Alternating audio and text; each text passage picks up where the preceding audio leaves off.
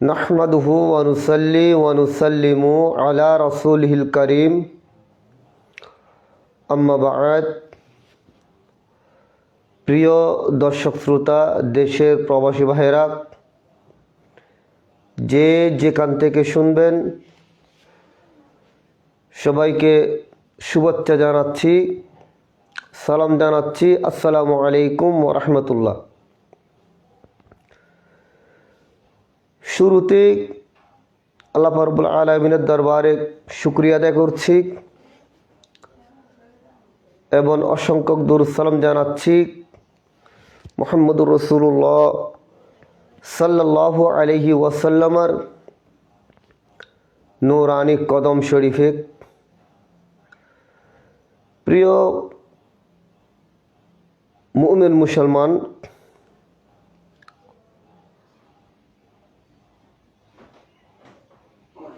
দরুদ শরীফ আল্লাহর হাবিব সাল্লাল্লাহু আলাইহি ওয়াসাল্লামের উপর দরুদ শরীফ পাঠ, এটা অনেক বড় ইবাদত। জীবনে একবার হলেও রাসূলুল্লাহ সাল্লাল্লাহু আলাইহি ওয়াসাল্লামের উপর দরুদ শরীফ পাঠ করা ফরজ, জীবনে একবার। এবং আল্লাহর হাবিব সাল্লাল্লাহু আলাইহি ওয়াসাল্লামের নাম শুনে, ইসিম নাম মুবারক শুনে দরুদ শরীফ পাঠ করাটা সেটা ওয়াজিব। এই সুবাদে অন্যান্য যত ইবাদত বন্দেগী আছে সেগুলি করলে কবুল হয় কিনা সেটা জানা নাই, কেউ জানে না। কিন্তু দরুদ শরীফ এমন এক ইবাদত যেটা পাঠ করলে, দরুদ শরীফ পড়লে আল্লাহ যে কবুল করেন এতে বিন্দু মাত্র কোনো সন্দেহ নেই। আল্লাহ রাব্বুল আলামিন পবিত্র কালামুল্লাহ শরীফের মধ্যে ইরশাদ করেছেন, বিসমিল্লাহির রহমানির রহিম, ইন্নাল্লাহা ওয়া মালাইকাতাহু ইউসাল্লুনা আলান নবী ইয়া আইয়ুহাল্লাযীনা আমানু সাল্লু আলাইহি ওয়া সাল্লিমু তাসলিমা। সাদাকাল্লাহুল আযীম ওয়া সাদাকা রাসূলুহুন নবিয়্যুল হাবিবুল কারীম। আল্লাহ রাব্বুল আলামিন বলেছেন, নিশ্চয় আল্লাহ এবং ফিরিস্তারা আল্লাহ রসুলের উপর দরুদ শরীফ পাঠ করেন। তো বলেছেন, ইয়া আইয়ুহাল্লাযীনা আমানু, আইমান ভালু, হে ইমানদারগণ, যাদের অন্তরে আল্লাহর হাবিব সাল্লাল্লাহু আলাইহি ওয়াসাল্লামের মুহাব্বত ভালোবাসা আছে, তাদেরকে বলছেন, হে ইমানদারগণ, তোমরাও দরুদ শরীফ পাঠ করো। তাহলে বোঝা যাচ্ছে দরুদ শরীফ, আল্লাহর হাবিব সাল্লাল্লাহু আলাইহি ওয়াসাল্লামের উপর দরুদ শরীফ সবাই পাঠ করতে পারবে না। যারা ইমানদার, যারা মুমিন, তারাই পাঠ করবে।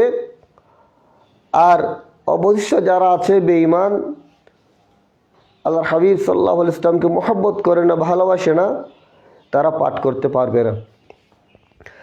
চিন্তা করে দেখুন, আল্লাহ রাব্বুল আলামিন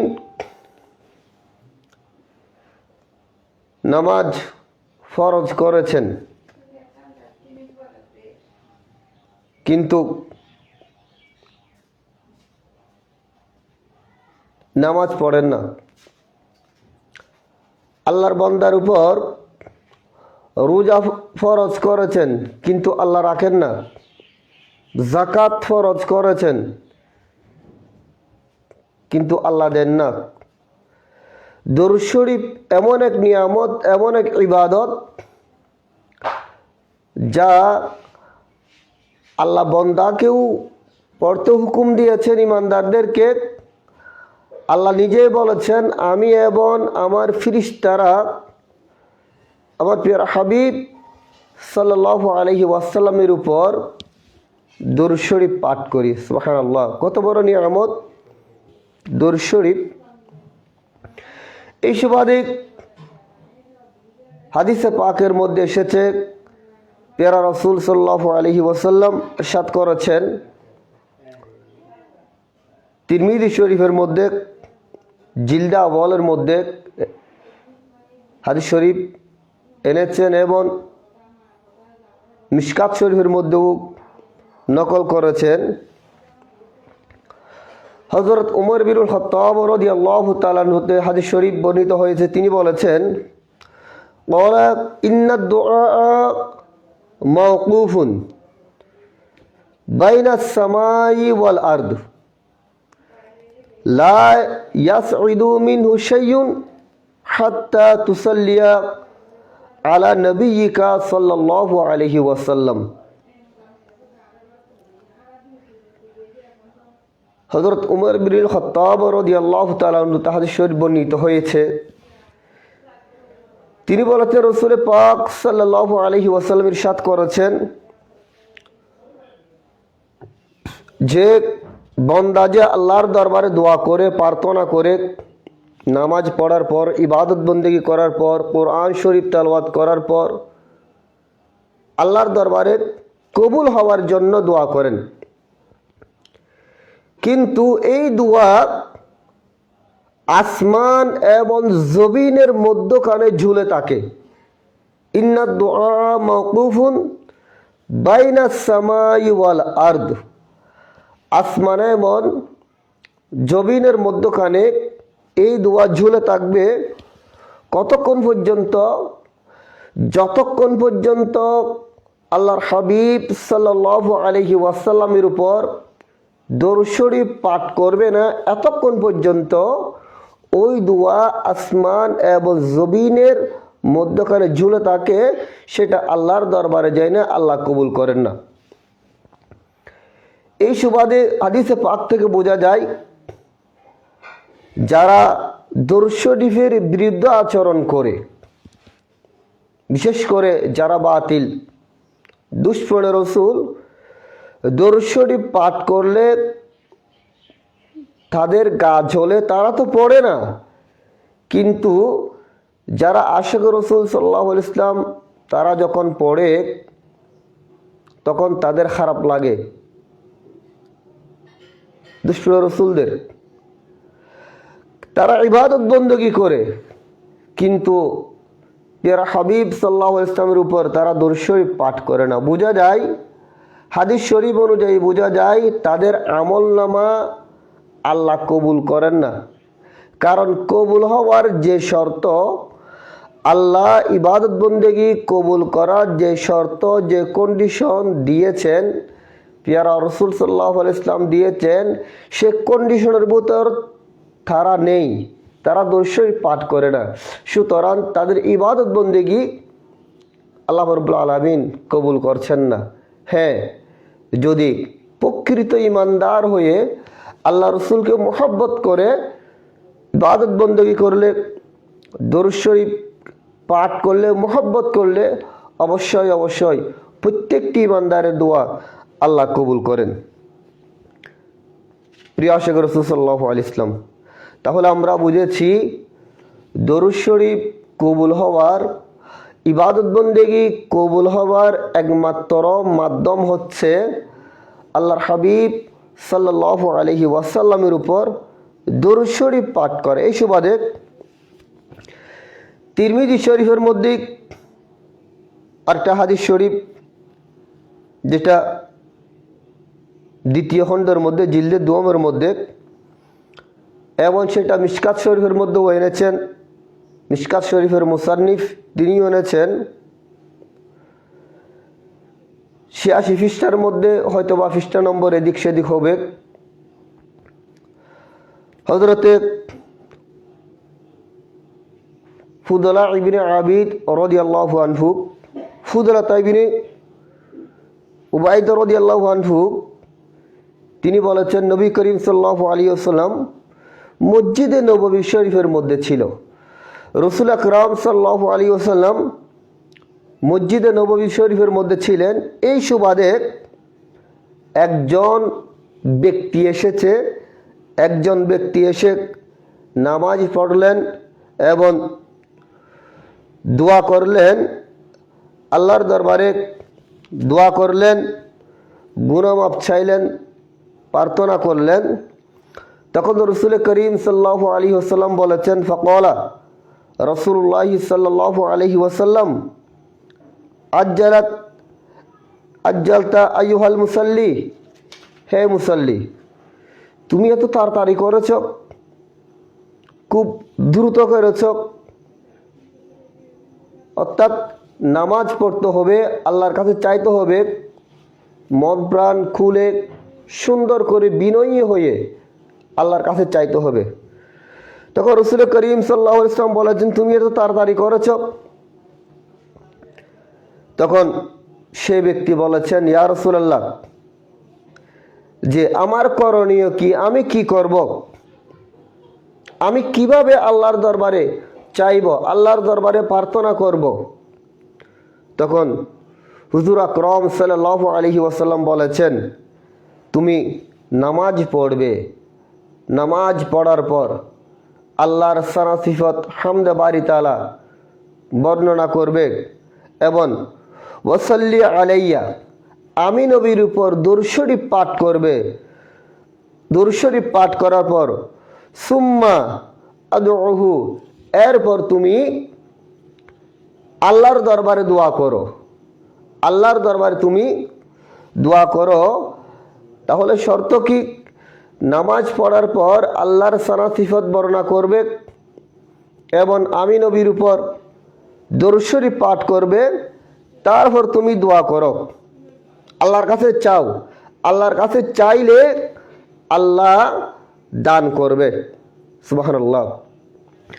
তখন হুজুর আকরাম সাল্লাল্লাহু আলাইহি ওয়াসাল্লাম যখন এই কথা বলেছেন, হযরত ফুদালা রাদিয়াল্লাহু তাআলা আনহু বলেছেন, এই সময়ে আরেকজন ব্যক্তি এসেছে, আরেকজন ব্যক্তি আসলেন, তিনি ঠিক সেম রাসূলুল্লাহ সাল্লাল্লাহু আলাইহি ওয়াসাল্লাম যেভাবে বলেছেন, তিনি নামাজ পড়েছেন, আল্লাহর সানা সিফত বর্ণনা করেছেন এবং আল্লাহর হাবিব সাল্লাল্লাহু আলাইহি ওয়াসাল্লামের উপর দুরূদ শরীফ পাঠ করেছেন।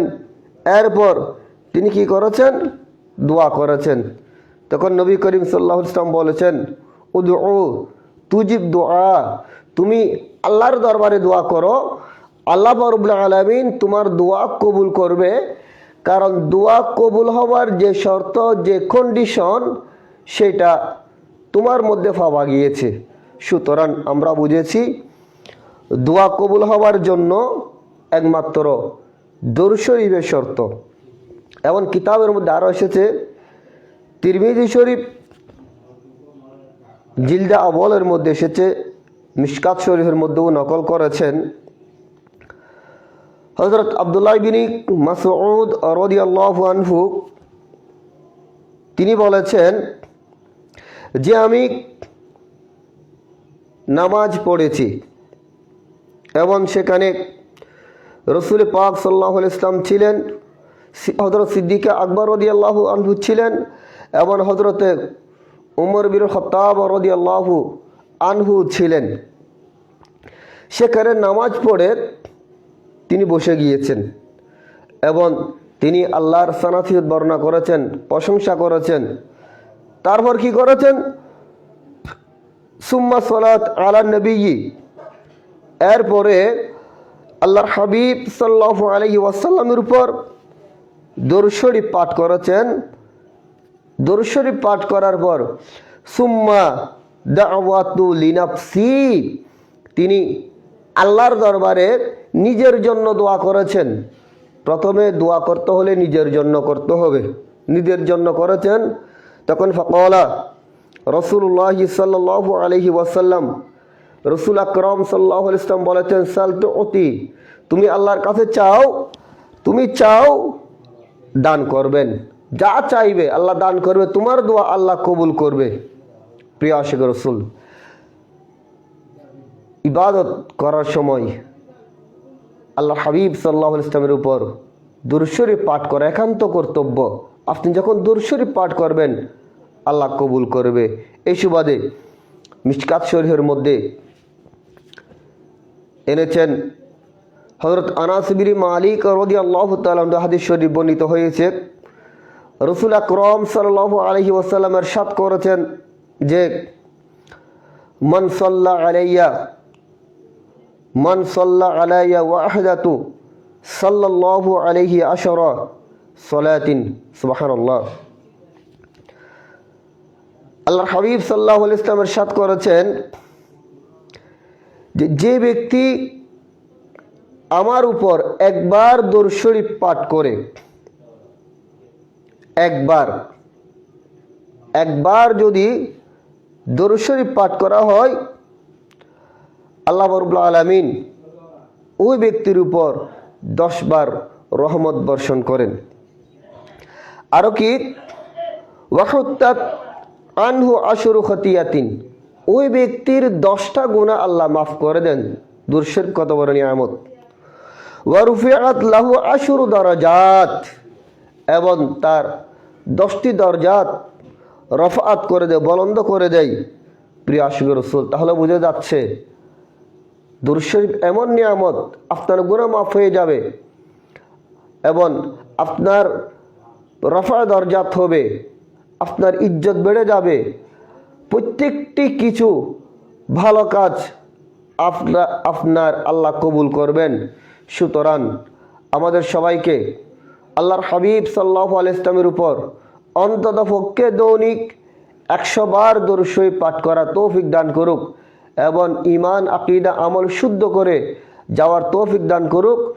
যত দুষ্প্রচার আছে তাদের দিকে কর্ণপাত না করে তারা কি করবে, তারা চাইবে ঈমানদারদেরকে আল্লাহর হাবিব সাল্লাল্লাহু আলাইহি ওয়াসাল্লামের কাছ থেকে দূরে সরিয়ে দেওয়া এবং আল্লাহর হাবিব সাল্লাল্লাহু আলাইহি ওয়াসাল্লাম সারা সিফাত সবসময় গোপন করতে চাইবে।